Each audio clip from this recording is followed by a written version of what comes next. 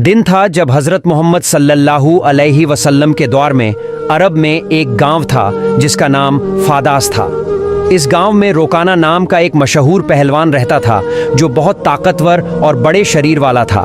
उस जमाने में रोकाना को सबसे शक्तिशाली इंसान माना जाता था क्योंकि कुश्ती में कोई भी उसके सामने टिक नहीं पाता था।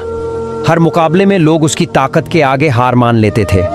उसकी बहादुरी और ताकत के चर्चे हर तरफ थे। एक दिन रोकाना अपने गांव के कुछ लोगों के साथ कुश्ती को लेकर बातचीत कर रहा था। तभी वहां एक अजनबी आया। उसने सबको संबोधित करते हुए कहा, क्या तुम लोगों को पता है कि मक्का में एक नबी तशरीफ लाए हैं? उनका नाम मोहम्मद सल्लल्लाहु अलैहि वसल्लम है। वो अल्लाह के सच्चे रसूल हैं और उन पर आसमान से कुरान उतारी गई है। उनकी बातों को सुनकर बहुत से लोग इस्लाम कबूल कर रहे हैं। उस व्यक्ति की बातें सुनकर वहां मौजूद लोगों में हलचल मच गई। सबने कहा, हमें भी उनसे मिलकर उनकी बातें सुननी चाहिए। रोकाना भी सोच में पड़ गया और थोड़ी देर बाद बोल पड़ा, अगर वो सच में अल्लाह के भेजे हुए नबी हैं तो मुझे उनसे कुश्ती लड़नी होगी। अगर मैंने उन्हें हरा दिया तो साबित हो जाएगा कि वो सिर्फ एक आम इंसान है। यही सोचते हुए रोकाना पहलवान अपने घर लौट आया। उसका एक बेटा था जिसका नाम यजीद था। वो भी अपने पिता की तरह बहुत ताकतवर था और उसने कभी किसी मुकाबले में हार नहीं मानी थी। रोकाना ने अपने बेटे से कहा, मैंने सुना है कि मक्का में मोहम्मद सल्लल्लाहु अलैहि वसल्लम नाम का एक व्यक्ति है जिसे लोग बहुत बड़ा जादूगर कहते हैं। इसलिए मैं सोच रहा हूँ कि मक्का जाकर उनसे मिलूं और उनके साथ कुश्ती करूं। रोकाना की ये बात सुनकर उसका बेटा यजीद बोला, बाबा मैं भी आपके साथ मक्का जाऊंगा। मैं भी देखना चाहता हूं कि वो वाकई में कौन है। कुछ दिनों बाद रोकाना और उसका बेटा यजीद मोहम्मद सल्लल्लाहु अलैहि वसल्लम से मिलने के लिए मक्का की ओर रवाना हो गए। लंबा सफर तय करने के बाद तपते रेगिस्तान को पार करके वे आखिरकार मक्का पहुंच गए। लेकिन मक्का पहुंचते ही रोकाना ने महसूस किया कि उसके दिल में एक अजीब सी शांति समा गई है। उसे ये भी महसूस हुआ कि मक्का के लोगों के चेहरे पर एक अलग ही रौनक है। ऐसा लग रहा था जैसे इस शहर का माहौल किसी अल्लाह की रहमत से महक रहा हो। मक्का की फिजा देखकर रोकाना ने अपने बेटे से कहा, बेटा यजीद, मुझे लगता है कि ये जगह बहुत खास है। मैं अपने अंदर एक अनोखा सुकून महसूस कर रहा हूँ। यजीद ने भी सिर हिलाते हुए कहा, बाबा मुझे भी वैसा ही महसूस हो रहा है। ऐसा सुकून और ऐसा खुशनुमा माहौल मैंने पहले कभी नहीं देखा। उसी समय उन्होंने कुछ लोगों को देखा और उनके पास जाकर पूछा, क्या आप हमें बता सकते हैं कि मोहम्मद सल्लल्लाहु अलैहि वसल्लम कहाँ मिलेंगे? लोगों ने जवाब दिया, आप कौन हैं और कहाँ से आए हैं? रोकाना ने कहा, मेरा नाम रोकाना है, मैं बहुत दूर से आया हूँ और मैं एक मशहूर पहलवान हूँ। ये सुनकर लोगों ने कहा, हमारे नबी मोहम्मद सल्लल्लाहु अलैहि वसल्लम अल्लाह के भेजे हुए रसूल हैं और इस वक्त मस्जिद में मौजूद हैं। ये सुनकर रोकाना और यजीद मस्जिद की ओर बढ़ गए। जब वे मस्जिद में दाखिल हुए तो उन्होंने देखा कि एक बुजुर्ग व्यक्ति शांत और नूरानी चेहरे के साथ बैठे थे। उनके चेहरे पर एक ऐसी मुस्कान थी जो दिल को सुकून देने वाली थी। ऐसा लग रहा था जैसे वो सभी का स्वागत कर रहे हों। रोकाना ने ध्यान से देखा और समझ गया कि यही वही व्यक्ति हैं जिनके बारे में उसने सुना था। वह उनके पास गया और आदर के साथ सलाम करते हुए बोला, हे मोहम्मद, क्या आप वही व्यक्ति हैं जिनके बारे में लोगों से सुना है? लोग कहते हैं कि आप अल्लाह के भेजे हुए रसूल हैं। मोहम्मद सल्लल्लाहु अलैहि वसल्लम ने बड़े ही नर्म लहजे में जवाब दिया, वालेकुम अस्सलाम।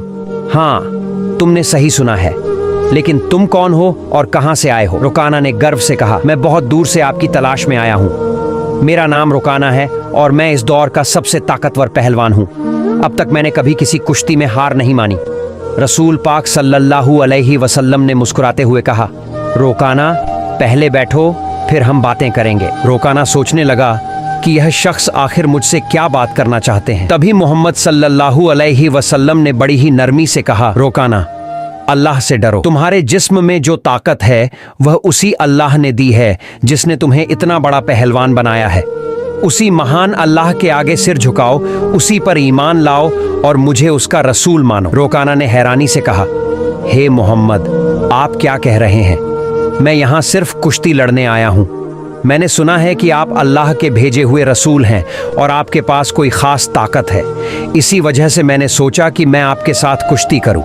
लेकिन आप तो मुझे इस्लाम अपनाने की बात कर रहे हैं। दयालु नबी मोहम्मद सल्लल्लाहु अलैहि वसल्लम ने नरमी से कहा, रोकाना, तुम मेरे साथ कुश्ती लड़ना चाहते हो, लेकिन यह मेरा काम नहीं है। कुश्ती लड़ना पहलवानों का काम है।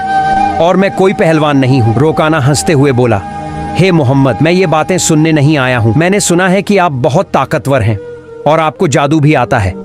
अगर आप सच में अल्लाह के रसूल हैं तो अपनी ताकत से मुझे कुश्ती में हरा कर दिखाइए। मोहम्मद सल्लल्लाहु अलैहि वसल्लम मुस्कुराए और बोले, रोकाना, तुम इतनी जिद कर रहे हो, इसलिए मैं तुम्हारे साथ एक शर्त पर कुश्ती लड़ने के लिए तैयार हूँ। रोकाना ने उत्सुकता से पूछा, क्या शर्त है? नबी सल्लल्लाहु अलैहि वसल्लम ने फरमाया, अगर तुम कुश्ती में मुझसे हार गए तो तुम्हें इस्लाम कबूल करना होगा और मुझे अल्लाह का भेजा हुआ रसूल मानना होगा। रोकाना यह सुनकर सोच में पड़ गया, यह एक आम आदमी मुझे कैसे हरा सकता है? मेरी चौड़ी छाती, मजबूत हाथ पैर और गजब की ताकत के सामने यह मामूली इंसान नहीं टिक पाएगा। मैं दुनिया का सबसे ताकतवर पहलवान हूं और आज तक कोई मुझे हरा नहीं सका। यह तो पहलवान भी नहीं है, फिर यह मेरी बराबरी कैसे करेगा? यही सोचकर रोकाना ने मोहम्मद सल्लल्लाहु अलैहि वसल्लम का मजाक उड़ाया और घमंड भरे स्वर में बोला, ठीक है, मैं तुम्हारी शर्त मानता हूं।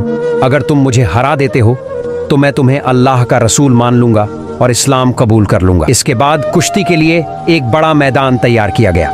मक्का और आसपास के इलाकों से लोग यह मुकाबला देखने के लिए उमड़ पड़े। हर कोई उत्सुक था कि क्या होगा। लोग जानते थे कि रोकाना अपनी ताकत के लिए मशहूर है, लेकिन वे यह भी देखना चाहते थे कि मोहम्मद सल्लल्लाहु अलैहि वसल्लम कैसे मुकाबला करेंगे। फिर सही समय पर मुकाबला शुरू हुआ। दयालु नबी मोहम्मद सल्लल्लाहु अलैहि वसल्लम और रोकाना मैदान में उतरे। रोकाना ने हमला करने के लिए कदम बढ़ाया, लेकिन तभी नबी सल्लल्लाहु अलैहि वसल्लम ने बड़ी आसानी से रोकाना को पकड़कर एक झटके में उठा लिया और जमीन पर पटक दिया।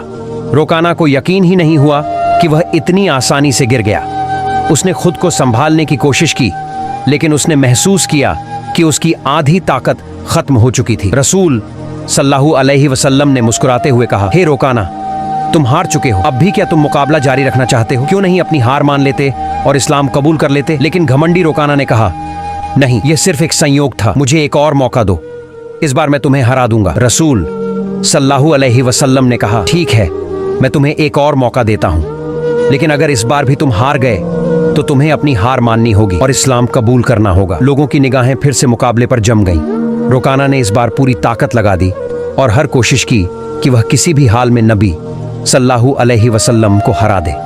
लेकिन जैसे ही उसने हमला करने के लिए कदम बढ़ाया, दयालु नबी ने फिर से उसे उठाकर जमीन पर पटक दिया। रोकाना को फिर से हार का सामना करना पड़ा। रसूल सल्लल्लाहु अलैहि वसल्लम ने कहा, हे रोकाना, अब भी क्या तुम्हें यकीन नहीं हुआ? मान लो कि अल्लाह ने मुझे सच्चाई के साथ भेजा है, अभी भी वक्त है, ईमान ले आओ।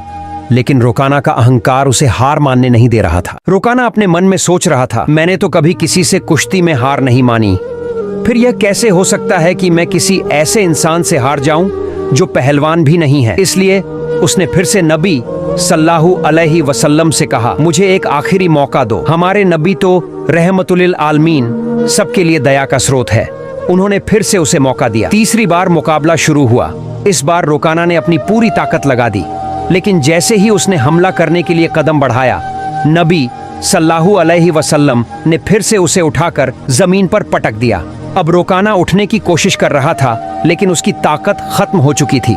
उसे समझ में आ गया कि मोहम्मद सल्लल्लाहु अलैहि वसल्लम कोई आम इंसान नहीं है, बल्कि अल्लाह के भेजे हुए सच्चे रसूल हैं और इस्लाम सबसे बेहतरीन धर्म है।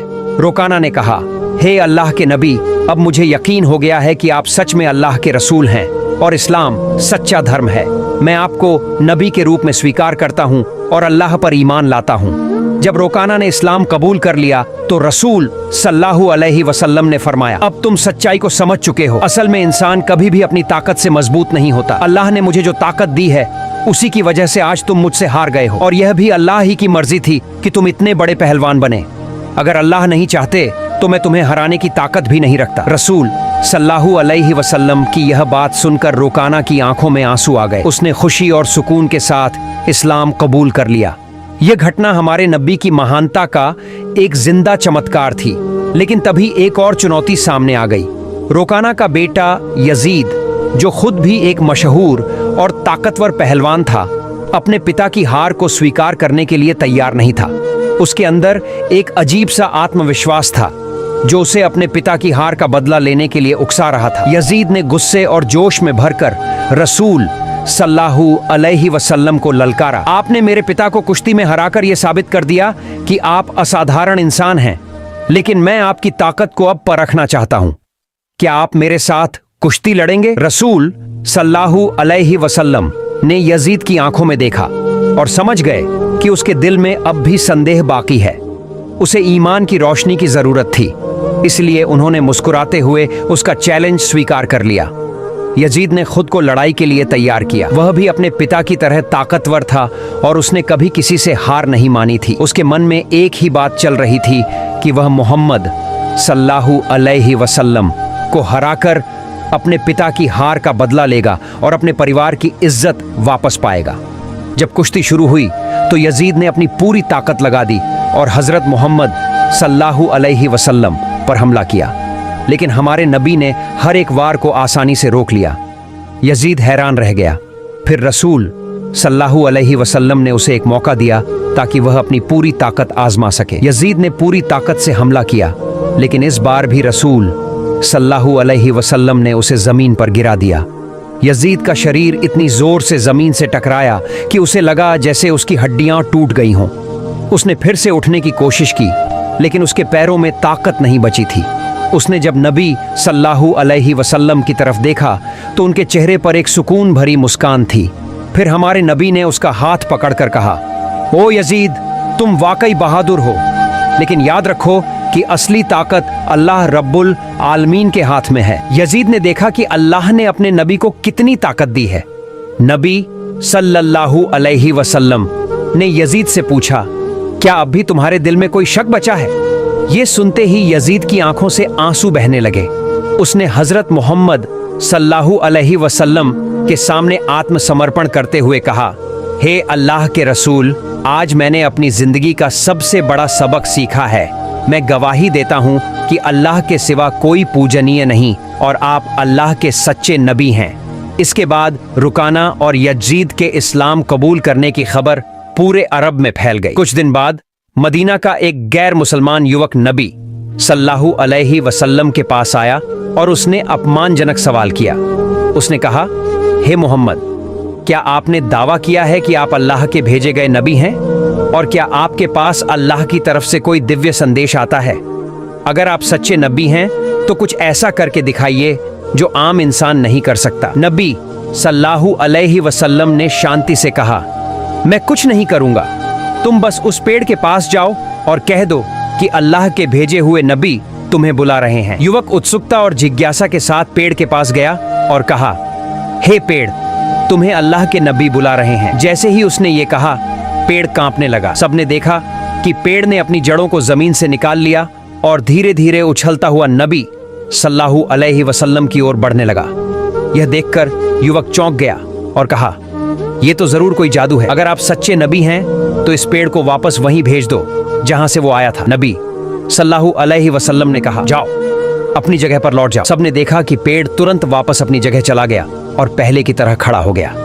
यह देखकर युवक जोर से बोला, अशहदु अल्लाह इलाहा इल्लल्लाह व अशहदु अन्ना मुहम्मदुर रसूलुल्लाह, जिसका मतलब है, मैं गवाही देता हूं कि अल्लाह के सिवा कोई पूजनीय नहीं और मोहम्मद सल्लल्लाहु अलैहि वसल्लम अल्लाह के सच्चे नबी हैं। इसके बाद उस युवक ने न सिर्फ इस्लाम कबूल किया बल्कि अपने पूरे परिवार को भी मुसलमान बना लिया। हमारे नबी सल्लल्लाहु अलैहि वसल्लम की पूरी जिंदगी ऐसे अनगिनत चमत्कारों से भरी हुई है।